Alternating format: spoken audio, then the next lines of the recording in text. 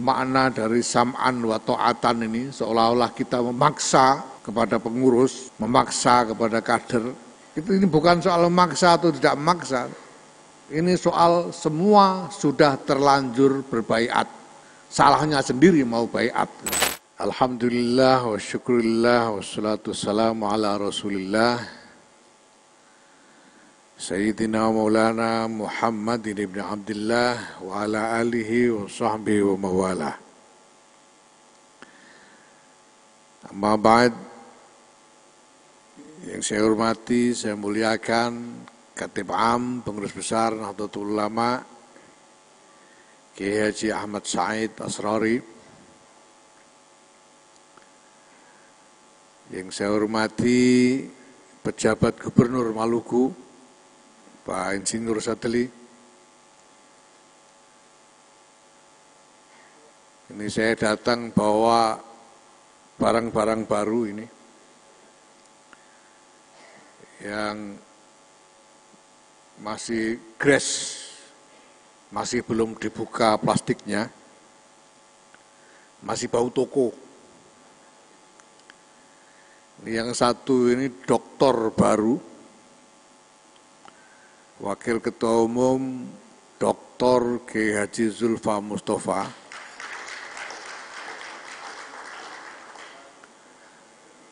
Dan satu lagi menteri baru,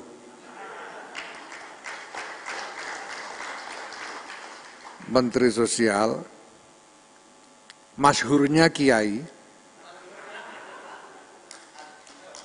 Haji Saifullah Yusuf. Alhamdulillah, mudah-mudahan manfaat barokah.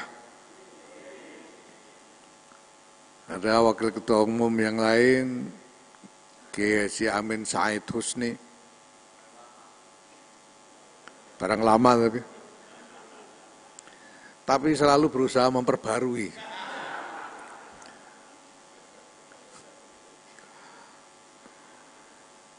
Ada salah seorang ketua, Pak Agus Zainal Arifin, yang juga salah seorang dirjen di Kementerian Sosial.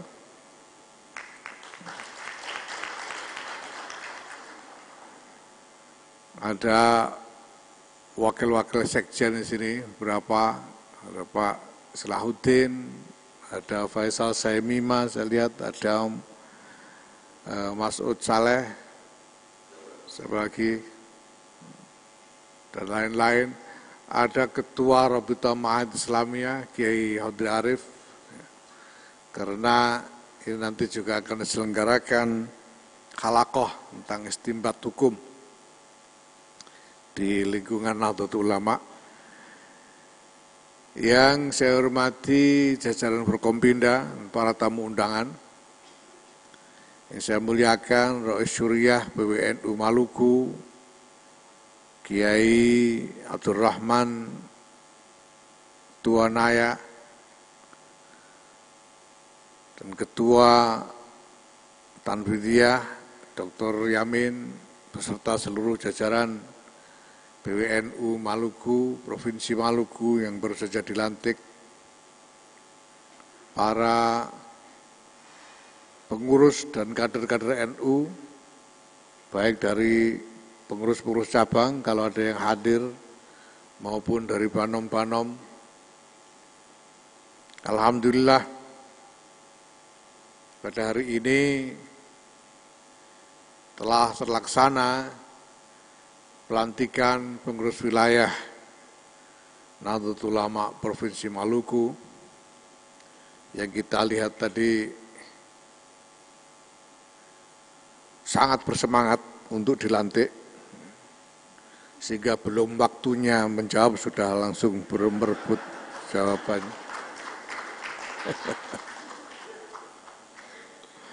Karena saking semangatnya. Saya pernah diminta mengakidkan, menikahkan pengantin, yang kebetulan memang pengantin tua, sudah terlalu lama jomblonya. Jadi baru saya bilang angkah tuka, dia langsung kobil tuh. Belum waktunya. Pelantikan ini menjadi syarat baiat menjadi syarat di dalam setiap pelantikan di lingkungan Nahdlatul Ulama, baik pelantikan pengurus maupun pelantikan kader-kader yang menyelesaikan pelatihan atau pendidikan kader di lingkungan Nahdlatul Ulama. Karena itu memang penting sekali untuk memahami makna dari baiat itu sendiri. Baiat ini adalah janji, dan seperti tadi kita saksikan, janji itu dilandaskan atas iman dan kesaksian Allah Subhanahu wa Ta'ala. Maka tadi sebelum dilaksanakan baiat, sebagaimana biasa, Khatib Am juga terlebih dahulu menanyakan apakah memang bersedia untuk dibaiat. Karena baiat ini resikonya besar. Saya tidak akan bosan-bosan mengingatkan kepada jajaran pengurus dan kader Nahdlatul Ulama tentang resiko baiat ini. Baiat ini adalah kontrak yang tidak hanya punya konsekuensi organisasi, tapi juga konsekuensi yang panjang hingga di yaumil hisab, di hadapan hisab Allah Subhanahu wa Ta'ala nanti. Maka kita harus perhatikan betul isinya. Dan jangan sekali-sekali melupakan apa yang telah kita ucapkan di dalam baiat kita. Kita telah berbaiat ala sam'i wa ta'ah. Maka tadi ditekankan oleh Rois Suriah bahwa kita perlu ada konsolidasi jalur kepemimpinan hingga kepada pengurus besar Nahdlatul Ulama, karena kita sudah berbaiat ala sam'i wa ta'ah. Itu baiat. Kemarin sempat kita dengar ada pihak yang hendak mendiskreditkan makna dari sam'an wa ta'atan ini, seolah-olah kita memaksa kepada pengurus, memaksa kepada kader. Ini bukan soal memaksa atau tidak memaksa, ini soal semua sudah terlanjur berbaiat. Salahnya sendiri mau baiat. Karena setiap sebelum baiat selalu ditanyakan, apakah bersedia, sanggup, siap, selalu siap, ya baiat sudah. Dan baiat itu adalah baiat ala sam'i wa ta'ah. Untuk apa? Bil jihad. Untuk melakukan jihad. Dan jihadnya bukan sembarang jihad, tapi jihad ala tariqati Nahdlatul Ulama. Jihad dengan cara Nahdlatul Ulama. Untuk menjunjung tinggi kalimat Allah yang memang maha tinggi.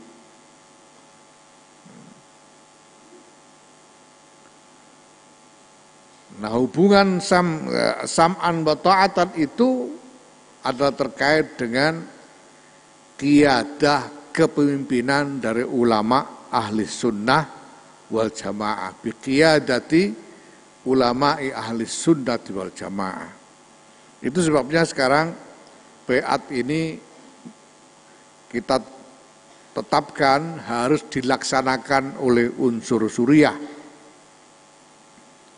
Sebelumnya karena pertimbangan teknis yang terlalu teknis sebetulnya, karena cuma untuk mengirit tiket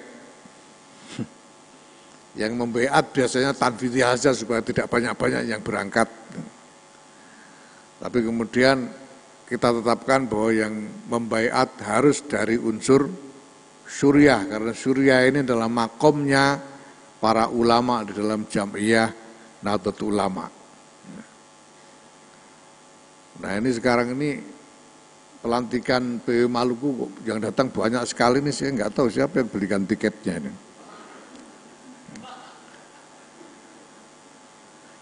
Karena baiatnya adalah biqiyadati ulama'i ahli sunnah wal jamaah. Dan yang dimaksud sebagai qiyadah ulama ahli sunnah wal jamaah itu adalah ulama di dalam kepemimpinan Jam'iyah Nahdlatul Ulama. Kalau ulama ahli sunnah wal jamaah itu di mana-mana banyak yang lain. Tapi yang dimaksud biqiyadati ulama'i ahli sunnati wal jamaah di dalam baiat kita itu, karena adalah baiat jam'iyah, maka yang dimaksud adalah ulama di dalam kepemimpinan Jam'iyah Nahdlatul Ulama. Tidak bisa misalnya menyelisihi perintah atau arahan dari para pemimpin, para ulama, pemimpin Jam'iyah Nahdlatul Ulama ini dengan alasan karena mengikuti ulama Ahlus Sunnah wal Jamaah yang lain. Saya tidak mau ikut Kiai Miftahul Akhyar, saya mau ikut Syekh Thoyyib saja, misalnya Al-Azhar. Tidak boleh. Karena baiatnya itu baiat Jam'iyah. Jadi kalau umpama ini ada perbedaan, khususnya dalam arah perjuangan antara Rais Am, pengurus besar Nahdlatul Ulama misalnya, dengan ulama Ahlus Sunnah wal Jamaah yang lain di luar NU, yang harus diikuti tetap harus adalah para pimpinan ulama, pimpinan Jam'iyah Nahdlatul Ulama. Bapak Ibu yang saya hormati, ini semua adalah hal mendasar yang tidak boleh kita lupakan selama-lamanya.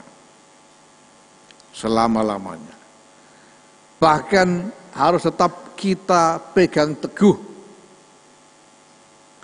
Harus tetap kita pegang teguh, walaupun nanti pada satu saat kita tidak lagi menjadi pengurus. Karena apa? Karena baiat itu adalah baiat kesetiaan kepada Jam'iyah.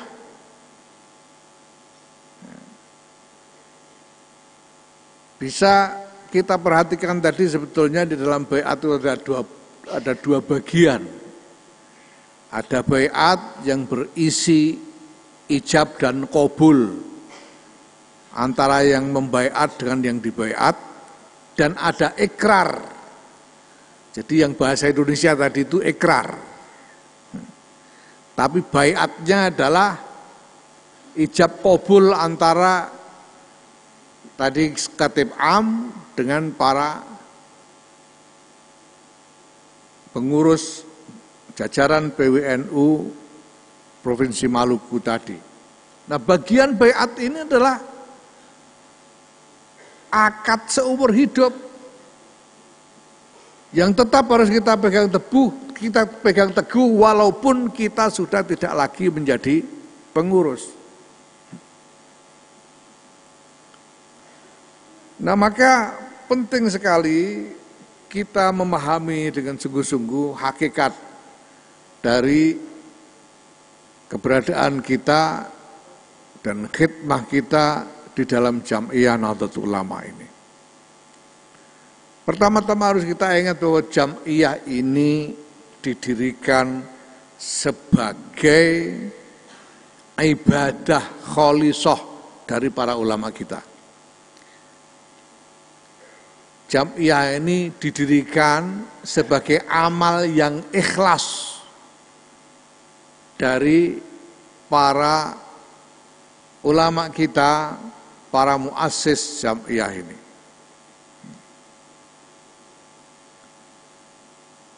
Ulama kita pada waktu itu, Hadratus Syekh Kiai Muhammad Hashim As'ari, Kiai Abdul Wahab Asbullah, Kiai Bisri Sansuri, Kiai Ridwan Abdullah, Kiai Mas Alwi, Kiai Maksum, dan lain sebagainya.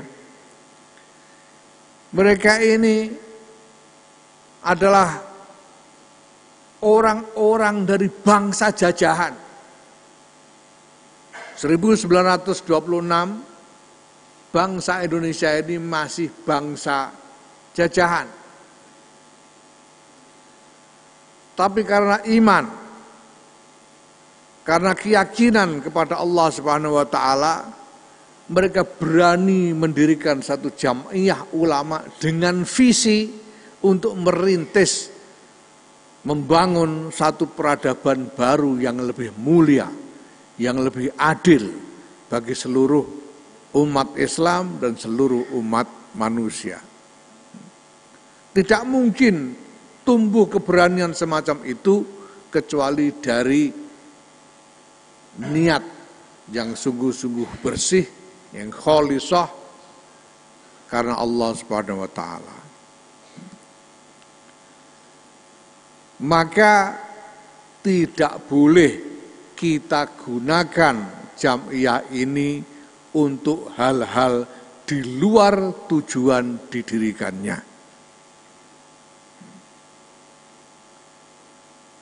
Jam'iyah ini didirikan untuk berkhidmah kepada agama, untuk berkhidmah kepada bangsa dan negara, untuk berkhidmah kepada kemanusiaan, untuk berkhidmah kepada masyarakat. Berkhidmah artinya mengupayakan maslahat bagi semua.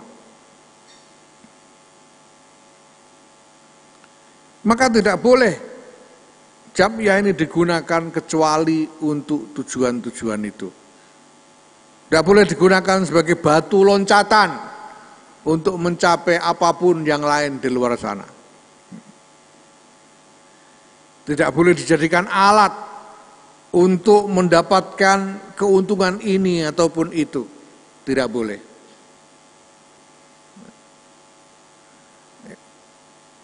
Karena sekali lagi kita ini berhadapan dengan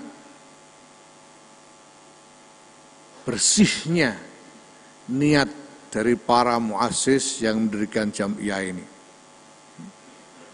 Dan kalau kita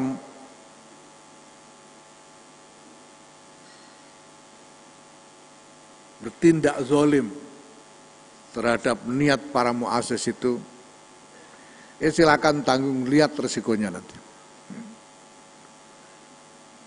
Yang kedua, Bapak Ibu sekalian, ini adalah Jam'iyahnya ulama. Ini Jam'iyahnya ulama ini. Ini bukan Jam'iyahnya kumpulan menteri, bukan Jam'iyahnya dirjen-dirjen, bukan Jam'iyahnya bupati-bupati atau wali kota. Ini Jam'iyahnya ulama ini. Bukan Jam'iyahnya kanwil, bukan Jam'iyahnya pegawai-pegawai, bukan Jam'iyahnya pedagang, bukan Jam'iyahnya tukang. Ini adalah Jam'iyahnya ulama. Namanya saja Nahdlatul Ulama. Maka segala yang dilakukan atas nama Jam'iyah ini adalah merupakan wujud dari khidmahnya ulama. Wujud dari khidmahnya ulama. Ya. Khidmah ulama bisa bermacam-macam. Dakwah itu adalah khidmah ulama. Mendidik itu adalah khidmah ulama. Mengasuh masyarakat adalah juga khidmah ulama. Apalagi ini merupakan tradisi yang khas di Nusantara ini, tradisi riayatul ummah, bahwa ulama di Nusantara ini selain berkhidmah kepada ilmu, juga melaksanakan riayah, pengayoman, pengasuhan terhadap umat. Maka segala sesuatu, apapun itu, walaupun tidak secara langsung bisa disebut sebagai aktivitas dakwah atau pendidikan, semua harus bisa dipertanggungjawabkan di dalam konteks khidmahnya ulama. Ketika Nahdlatul Ulama membangun sekolah-sekolah, itu jelas adalah wujud dari khidmahnya ulama untuk mendidik umat. Ketika NU membangun fasilitas-fasilitas kesehatan seperti rumah sakit dan lain-lain, itu adalah wujud dari khidmahnya ulama untuk mengasuh masyarakat, memenuhi, berikhtiar ikut menyumbang bagi pemenuhan hajat hidup masyarakat. Begitu juga ketika NU ini misalnya menyelenggarakan kegiatan-kegiatan ekonomi seperti UKM dan lain sebagainya, itu semua harus bisa dipertanggungjawabkan sebagai wujud upaya ikut menyumbang di dalam memajukan kehidupan ekonomi masyarakat sebagai bagian dari khidmah ulama. Jadi bukan untuk mengumpulkan keuntungan, bukan untuk berinvestasi supaya mendapatkan keuntungan sebesar-besarnya. NU ini bukan PT. NU ini bukan perusahaan aset manajemen. Kalau sekarang NU oleh pemerintah diberikan konsesi tambang misalnya, ini bukan soal bahwa pemerintah ingin supaya NU menjadi kaya raya. Karena kalau NU kaya itu buat apa?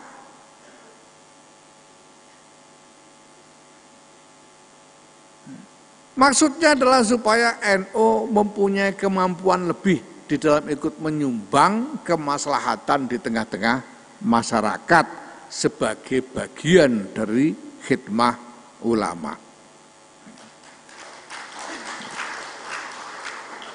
Begitu juga kalau kemudian kita melakukan berbagai macam ikhtiar yang lain, semuanya harus berhulu pada tanggung jawab khidmah ulama.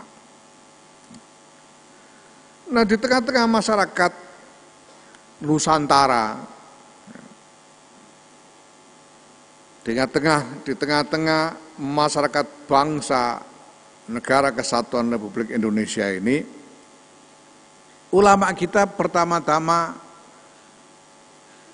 telah menegakkan tradisi untuk membangun harmoni, membangun kerukunan di tengah-tengah masyarakat yang luar biasa majmuk di negeri kita ini. Masyarakat yang terdiri atas lebih dari 700 suku-suku, lebih dari 1000 bahasa dan dialek lokal, dan entah berapa banyak agama-agama yang ada di Nusantara ini. Tapi kita saksikan sepanjang sejarah Nusantara, sejak sekian abad yang lalu, tidak pernah ada konflik yang temanya adalah tema pertarungan antar kelompok, termasuk pertarungan antar agama. Kalau kita lihat sejarah sejak zaman Sriwijaya, Majapahit, zaman Mataram, dan seterusnya, tidak pernah ada konflik yang membawa agama. Perbedaan agama hanya terjadi baru-baru ini saja karena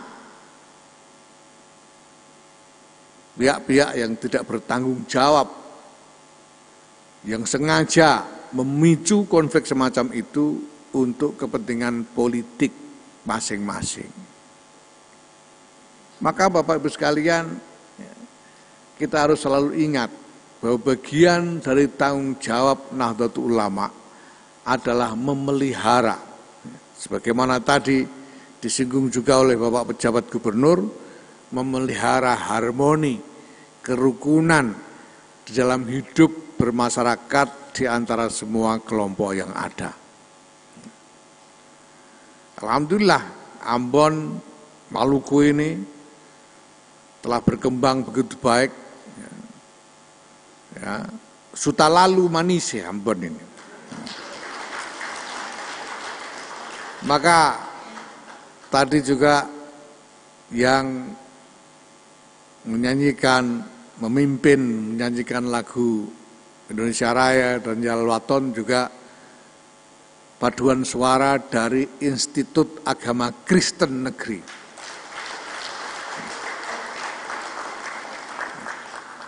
Makanya bagus sekali, kalau Fatayat nggak tahu kok bisa bagus begitu apa enggak. Terima kasih. Alhamdulillah dulu waktu kita buat acara di Nusa Tenggara Timur, ya, di Labuan Bajo, ya, yang memimpin Indonesia Raya dan Jalal Waton juga paduan suara dari salah satu gereja di sana. Alhamdulillah. Ini semua adalah pengukuhan atas tradisi yang selama ini kita hidupi bersama. Tradisi dari satu masyarakat Bhinneka Tunggal Ika. Maka apapun yang terjadi ke depan, kita tahu Maluku, Ambon pernah menghadapi masalah yang berat, tapi persis karena kekuatan tradisi ini, karena toleransi kerukunan adalah memang kultur budaya asli yang kita miliki. Nilai-nilai asli yang sudah mendarah daging di dalam diri kita, maka ini semua kita bisa selesaikan dengan baik. Kita lihat apa yang terjadi di tempat-tempat lain. Lihat Libya, lihat Irak, Syria, Lebanon, lihat Somalia, Nigeria, lihat Amerika hari ini. Konflik, polarisasi, permusuhan antar kelompok tidak kunjung bisa mereka selesaikan. Alhamdulillah. Karena kehebatan dari bangsa Indonesia, kehebatan dari masyarakat Maluku. Apapun masalah besar yang kita hadapi, kita semuanya mampu mencari jalan keluar untuk penyelesaiannya. Nahdlatul Ulama harus terus-menerus ikut berupaya di dalam memperkuat masyarakat, di dalam ikut menyumbang bagi kemaslahatan masyarakat dan hidup dalam kerukunan bersama-sama seluruh elemen masyarakat. Maka sebagaimana yang ada pada tradisi para ulama kita sejak dulu, khidmah Nahdlatul Ulama ini juga harus menjadi khidmah yang syamilah, khidmah yang inklusif. Kalau Nahdlatul Ulama menyelenggarakan sesuatu untuk pelayanan masyarakat, semua harus boleh ikut menikmati. Tidak peduli dari mana latar belakangnya, tidak peduli siapapun dia, semua boleh ikut menikmati layanan Nahdlatul Ulama. Ya, jadi Pak Yamin kalau PWNU misalnya bikin pelayanan kesehatan umum misalnya, enggak usah ditanya ini NU apa enggak, gitu, enggak usah. Semua boleh dapat.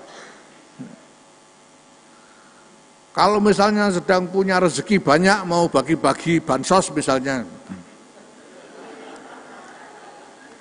ya, ratakan kepada semua, tidak usah ditanya latar belakangnya, semua harus boleh ikut menikmati. Ini namanya khidmah syamilah. Ini semua saya harap bisa tercermin di dalam hasil-hasil musyawarah kerja, rapat kerja wilayah yang akan segera dilaksanakan ini. Di samping, saya kira kemarin saya sudah sampaikan juga bahwa PBNU sudah menyusun satu rencana strategis nasional yang digodok oleh Lakpesdam PBNU dan sudah disahkan di dalam pleno PBNU. Jadi saya minta itu menjadi rujukan untuk diturunkan menjadi rencana strategis Provinsi Maluku. Tentu saja dengan mempertimbangkan potensi-potensi lokal yang ada di Maluku ini. Saya ucapkan selamat kepada seluruh jajaran pengurus wilayah Nahdlatul Ulama Provinsi Maluku yang sudah dilantik, dan saya ucapkan selamat bermusyawarah kerja.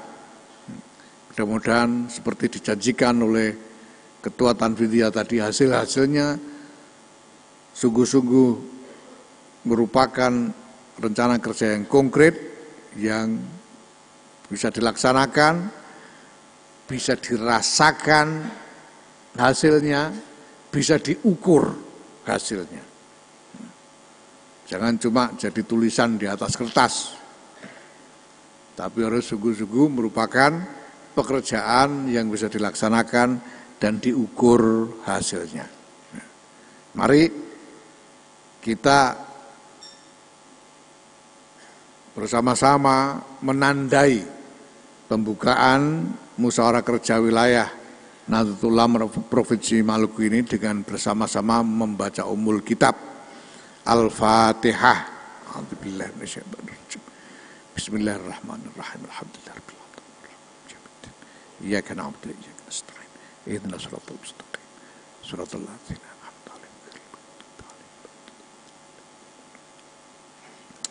Dengan ini maka saya nyatakan musyawarah kerja wilayah PBNU Provinsi Maluku secara resmi dibuka.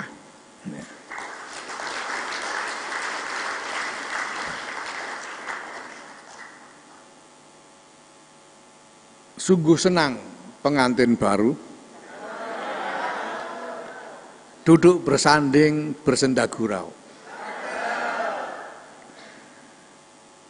Selamat kepada PWNU Provinsi Maluku,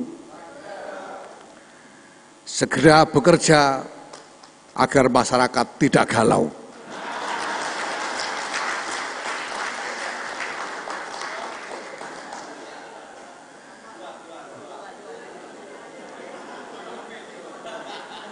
Berakit-rakit ke Pulau Ambon, berenang-renang ke Pulau Seram. Jangan Pak, bahaya, naik speedboat aja. Wallahul muwaffiq ila aqwamit thoriq. Wassalamualaikum warahmatullahi wabarakatuh.